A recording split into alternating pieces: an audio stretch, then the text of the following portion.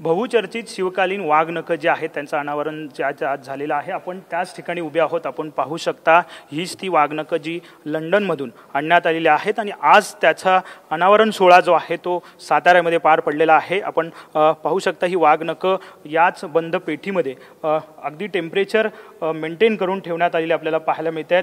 3 वर्षासाठी प्रामुख्याने राज्य सरकारने ही वाघनखं जी आहे ती आणलेली आहेत। राज्याच्या विविध भागामध्ये ही वाघनखं जी आहे ती ठेवली जाणार आहेत। विशेष म्हणजे या वाघनखांचं वैशिष्ट्य जर आपण पाहिलं तर पोलाद आणि चांबडे रेशीमनी बनवलेली ही वाघनखं आहेत। साधारण 8.6 सेंटीमीटर अशी ही वाघनखांची लांबी आहे आणि त्याचप्रमाणे आपण जर पाहिलं तर त्यांचं वजन जे आहे ते 49 ग्रॅम इतकं ह्या वाघनखांचं वजन आहे। आणि साहजिकच सगळ्याच महाराष्ट्रातल्या शिवप्रेमींना देशप्रेमींना देशातल्या प्रेमींना ही वाघनखं जी आहेत ती पाहायची होती आणि आपण आपल्या टीव्हीच्या माध्यमातून या ठिकाणी ही वाघनखं जी आहे ती दाखवतोय।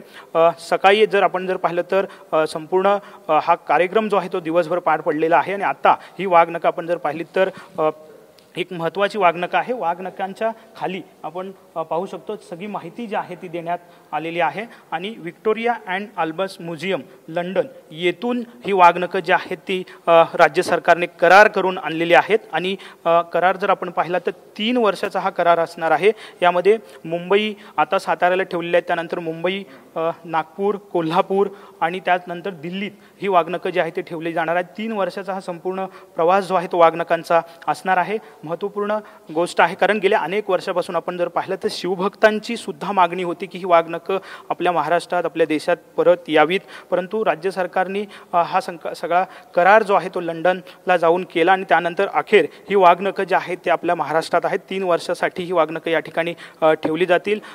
साहजिकच आपण जर पाहिलं तर शिवाजी महाराजांचा जो संपूर्ण पराक्रम आहे आणि त्यामध्ये ही वाघनखं एक शौर्याचं प्रतीक म्हणून मानली जातात आणि आपण अनेक वेळा पुस्तकात किंवा इतिहासात वाचलेलं होतं, परंतु प्रत्यक्ष ही वाघनखं जी आहे ती या ठिकाणी आता आपल्याला पाहता येतात आणि वाघनखं ज्या खोलीमध्ये ठेवण्यात आलेली आहेत त्याच खोलीतून आपण ही सगळी वाघनखं जी आहे ते दाखवण्याचा प्रयत्न या ठिकाणी आपण करतोय।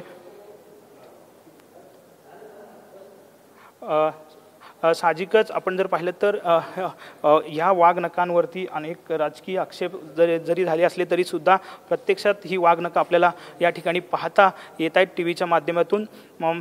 सुधीर मुनगंटीवार सांस्कृतिक मंत्री आहेत, त्यांनी लंडनमध्ये जाऊन तिकडच्या म्युझियमसोबत हा करार जो आहे तो केला आणि त्यानंतर अखेर ही वाघनखं या ठिकाणी आलेली आपल्याला पाहायला मिळत आहेत। वाघनखं एका बाजूला ठेवली आहेत आणि दुसरीकडे ती त्याची पेटी जी आहे विशिष्ट अशी ते पेटी जी आहे ती ठेवलेली आहे आणि त्याचं टेम्परेचर जे आहे ते मेंटेन त्यांच्या नियमानुसार ठेवण्यात आलेलं आहे। जे म्युझियम आहे लंडनमधलं त्यांनी जे नियम घालून दिलेले आहेत त्या नियमानुसारच या संपूर्ण वाघनखांची दक्षता जी आहे ती आपल्याला घ्यावी लागणार आहे। उद्यापासून साताऱ्यातल्या सर्वसामान्य नागरिकांना जे आहेत ते ही वाघनखं पाहता येतील आणि त्याचं शेड्यूल जे आहे ते उद्यापासून सुरू होणार आहे, परंतु आज ही वाघनखं आपण टीव्हीच्या माध्यमातून साहजिकच प्रेक्षकांना दाखवतोय।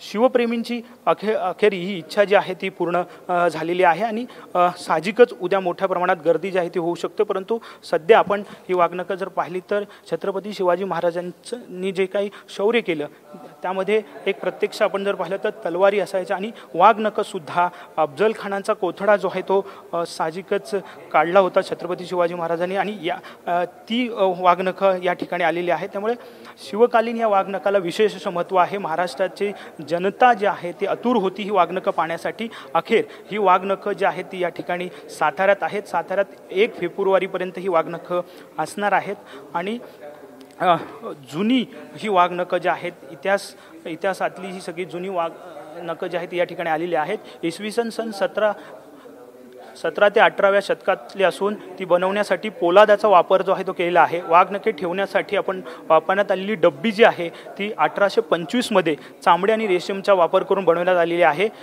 ही वाघनखं आपण जर पाहिलं तर डमी व्हिक्टोरिया अँड अल्बर्ट संग्रहालय लंडन येथून करार करून आणण्यात आलेले आहेत आणि साहजिकच आपण जर पाहिलं तर राज्य सरकारने हा पुढाकार घेतला होता। वाघनखं हे वाघाच्या पंजा सदृश शस्त्र आहे आणि साहजिकच आपण जर पाहिलं तर ही वाघनखं आता महत्त्वपूर्ण आहेत आणि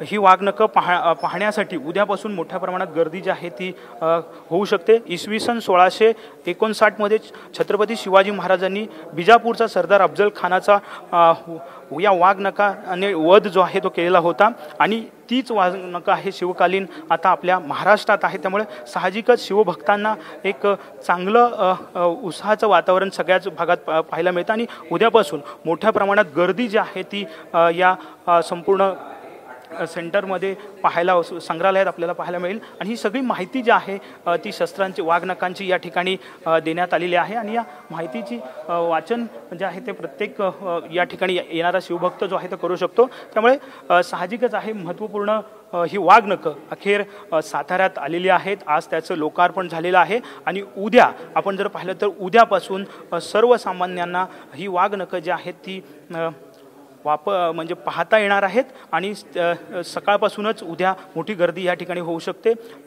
साहजिकच एक अभिमानाची बाब जी आहे ती म्हणावी लागेल, कारण अनेक शिवप्रेमी जे आहेत त्यांची इच्छा होती, ही इच्छा आज याची इच्छेची पूर्ती जी आहे ती झालेली पाहायला मिळते। कॅमेरामॅन अभिजित पुसेसह विनायक डावरुंग, TV9 मराठी, सातारा।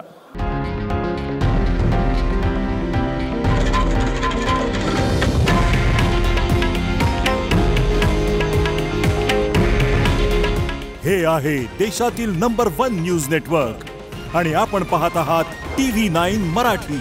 काळजी तुमची, हित महाराष्ट्राचं।